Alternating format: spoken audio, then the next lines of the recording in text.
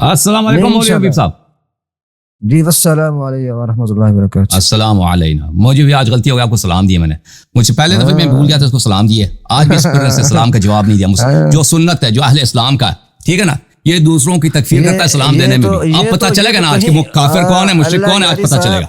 نہیں, آپ ہر دفعہ دیکھیں, آپ جو سنت ہے, جو اسلام کا سلام ہے, وہ سلام دوسروں کو نہیں دیتے کیونکہ دوسروں کو کافر سمجھتے ہیں. السلام علیکم بولتے ہیں, ٹھیک ہے نا.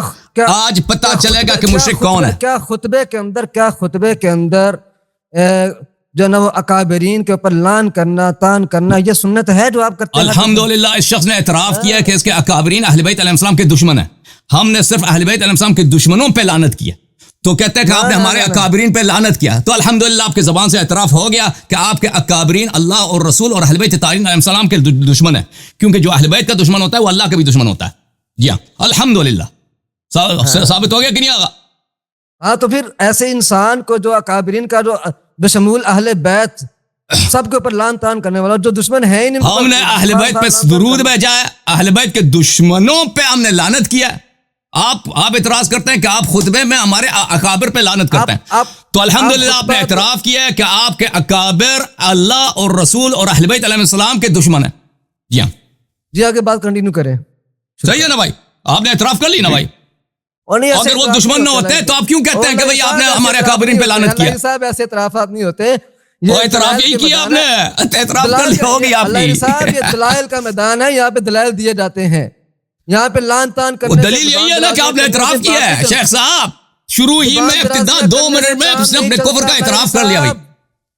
اور بھئی ہم نے اہل بیت علیہ السلام کے دشمنوں پہ لعنت کیا. آپ کہتے ہیں تو آپ نے ہمارے اکابرین پہ لعنت کیا. میں نے اپنی تو اعتراف ہوگی نا آپ کی کہ آپ کے اکابر اللہ رسول اور پنجتن پاک علیہ السلام کے دشمن ہیں.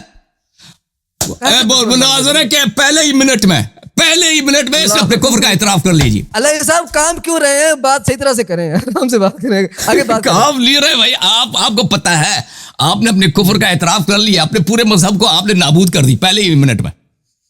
سب خلا کو پتہ.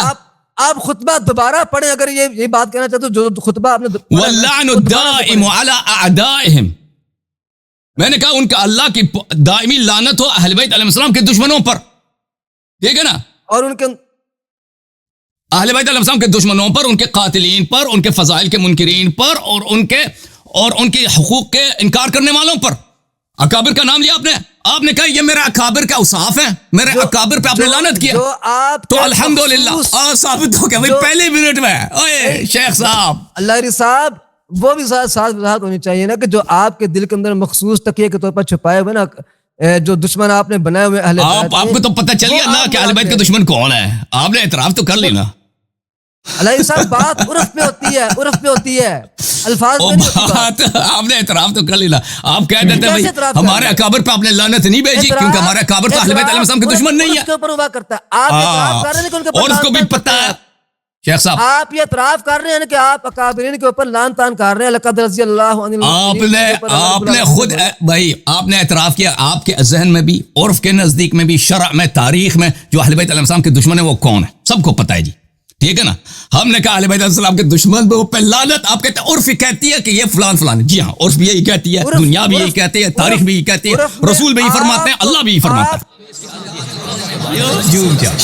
جوم جاؤ, پرواز کرو, کیوں فخر سے سر اٹھا, کیونکہ اللہ تعالیٰ نے تمہیں انتخاب کیا. صراط حق پر صرف تم ہو, صراط ایمان پر صرف کیا, کیونکہ اللہ تعالیٰ نے تمہیں انتخاب کیا. صراط حق پر صرف تم ہو, صراط ایمان پر صرف